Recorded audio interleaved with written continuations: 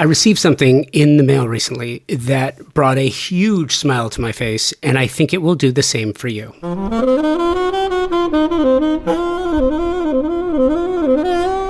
You might have surmised that this means another book look, and you would be correct. There are very few things that I enjoy more than receiving a surprise package.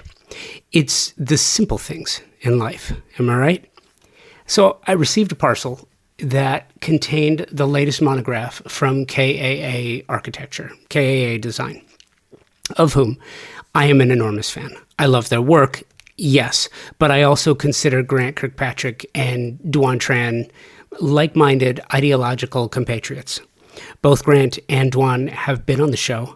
I've spent a great deal of time with each of them, and I will share something with you about talent, creativity, and the willingness to extend one's comfort zone. KAA Design is a firm based on creative adventure, based on solid fundamental principles of design, and a joyful willingness to express new ideas. And you can hear their joy when they speak about what they do. I'm telling you, I've spoken with each of them on a number of occasions for a long period of time, and you could see it in their eyes and you can hear it in their voice. So you now understand why I was absolutely giddy with excitement to flip through this weighty tome. Weighty it is, and also jammed with both creative expression and fundamental expertise in the field of architectural design. This book is entitled Residing with Nature. It contains an interview with Grant and Duan that is insightful and telling what is to come in the following pages of the book. They open, first project, with one of my absolute favorite KAA design projects, Treehouse, based in La Jolla, California. This home is an extraordinary example of masterful site planning. Dimension and topography use are exquisite. The vegetation surrounds and infrastructure complements the entire footprint of the site. The structure itself, concrete, wood, steel, and glass, with a stunning oak planted at the rear of the home, also welcomes you upon arrival due to the sheer size, scope, and scale of this 300-year-old specimen. Side note, as a woodworker, I love turning oak. I love turning oak. It is a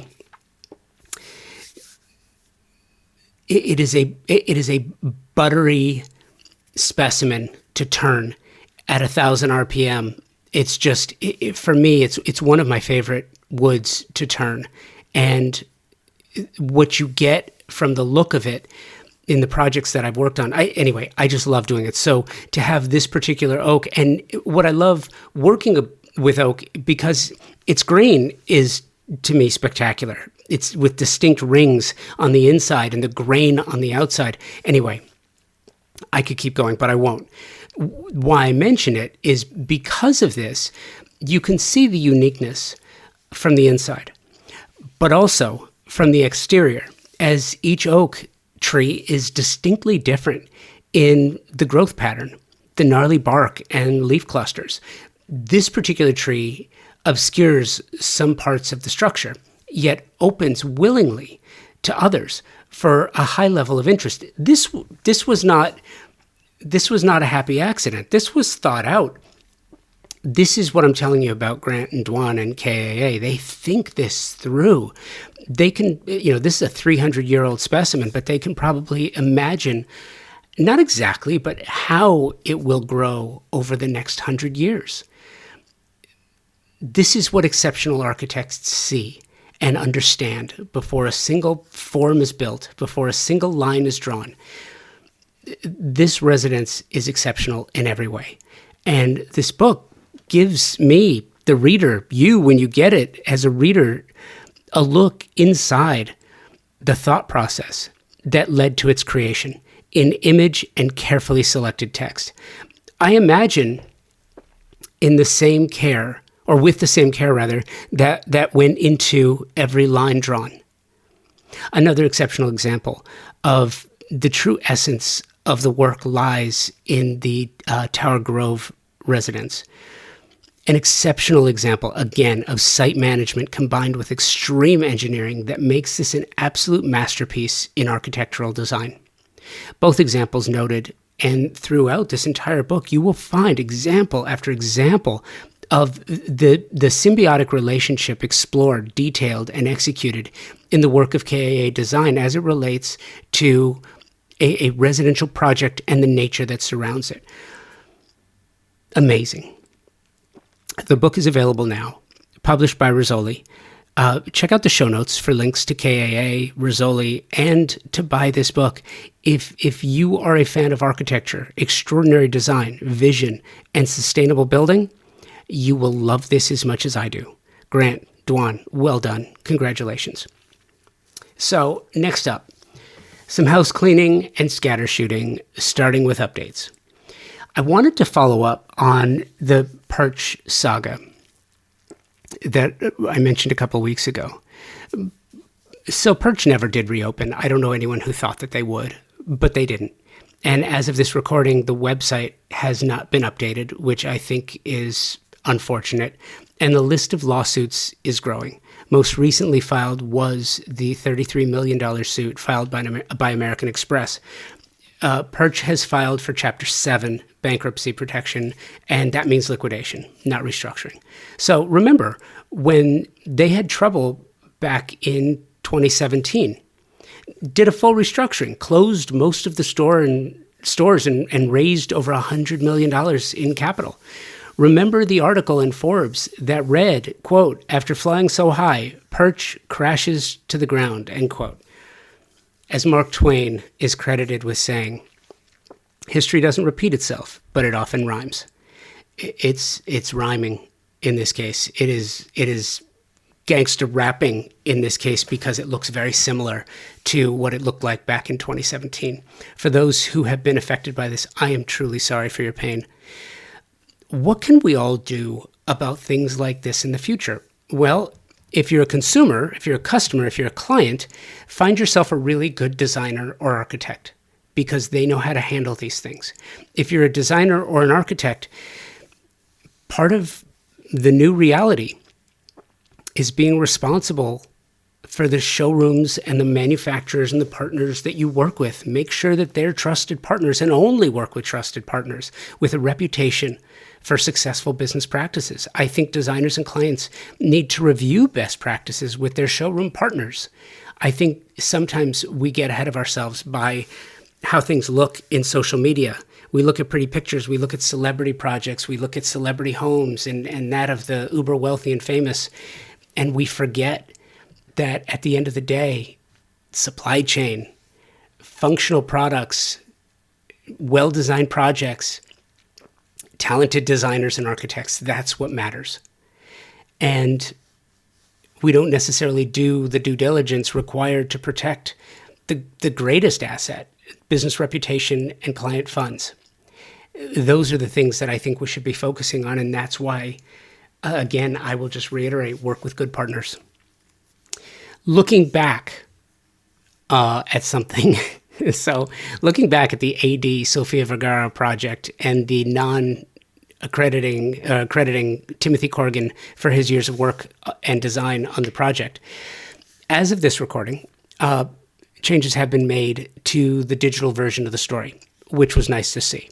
However, the video on YouTube references, even still, designer O'Hara Davies Gaetano exclusively and not Timothy Corrigan. That's a mistake. That's an easy fix and one that should have been taken care of a long time ago. I also have seen nothing in the way of addressing their attribution practices in the future. No policy changes. If I were on the editorial board or team of Architectural Digest, I would put a policy out there. I would let people know this is how we accredit the projects that you see. This is how we source. If you're just going to stick with a mere questionnaire, if that's what you do, not saying that that's what they do, but if that is what they do, say it. And then at least everyone will know that there really is no detailed sourcing efforts, not to mention crediting those who deserve to be credited. So I think there should be policy and standards. Funny enough, they also never responded to the change request that I made earlier this year on the podcast to their gross factual error back in 2019, because it's still there 5 years later. Yeah.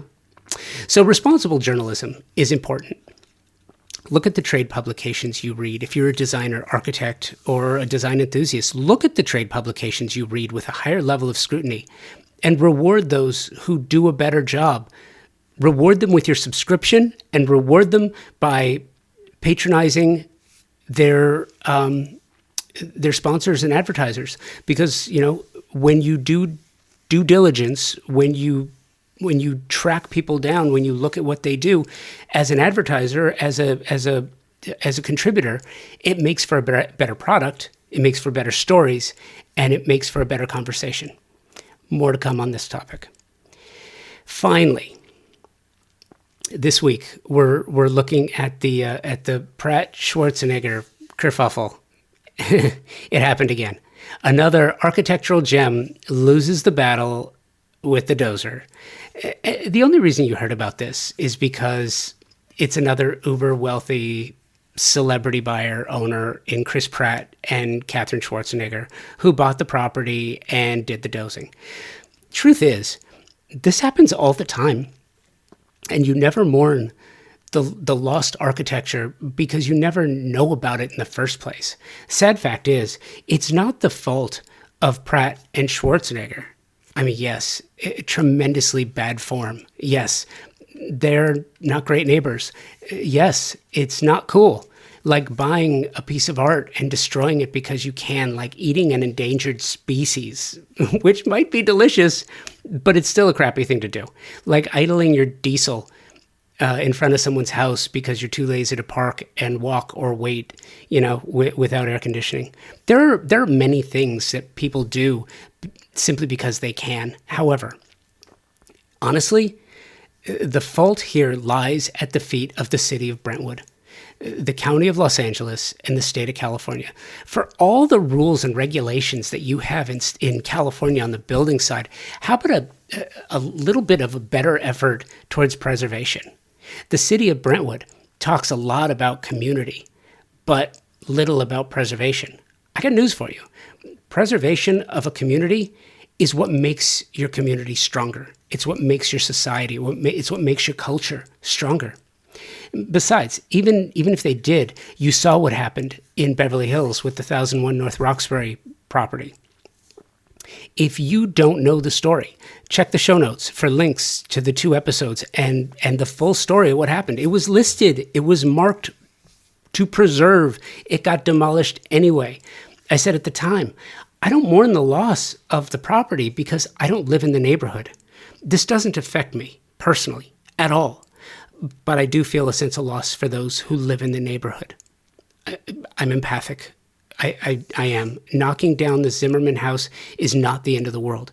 It's not the level of some other travesties that have taken place, like 1001 North Roxbury. But tearing down a Craig Elwood in the manner they did without reaching out to any of the organizations, the architectural organizations, that might have been able to chronicle, tour, or salvage a piece for posterity, to me that seems wrong. AIA, SCI-Arc, I mean, there are so many organizations. My friend George Smart with U.S. Modernist Radio. There are so many organizations. Modernism in Palm Springs. You can't tell me that they wouldn't have welcomed the opportunity to have a video tour or to tour it and chronicle. Anyway, I digress. Celebrity entitlement is a real thing. Wealthy entitlement is it's a real thing. But most ordinary lovers of architecture and design, listen, let's be real about this. You're not going to plop down $12 million to save a home like this. You're just not. I think the anger is misguided. Instead of focusing on this loss, focus on all of the anger and the efforts on strengthening the preservation requirements, laws, and regulations for saving true works of art before a rich celebrity can even get the idea that they can do this, to make it so unpalatable that it wouldn't even be considered. And I'm not looking to expand any potential spat with AD, but I will tell you right now that if in 24 to 36 months from now, if there is a piece on the new Pratt Schwarzenegger modern farmhouse and a video without discussing what it replaced, we will be discussing it here. whatever that means. And just to put a bow on this episode of the show, back to Grant and Duan with KAA Design. As you will see when you get their book, architecture is not always, but certainly can be art. Art worth treasuring, respecting, and yes, at times, saving. That is all for this installment of the Design Messengers. Thank you for listening. Thank you to my partner sponsors, Thermosol, Design Hardware, Pacific Sales, TimberTech, and Monogram. Speaking of good partners that you want to work with, check the show notes for links. I recommend them because I've been working with them for a long time and I know how they do business. And thank you for your continued support. Thank you for listening. Congratulations to Grant and Duan from KAA Design. You guys crushed it on this book. Love it. And thanks again. So listen, until we meet next week, be well and take today first.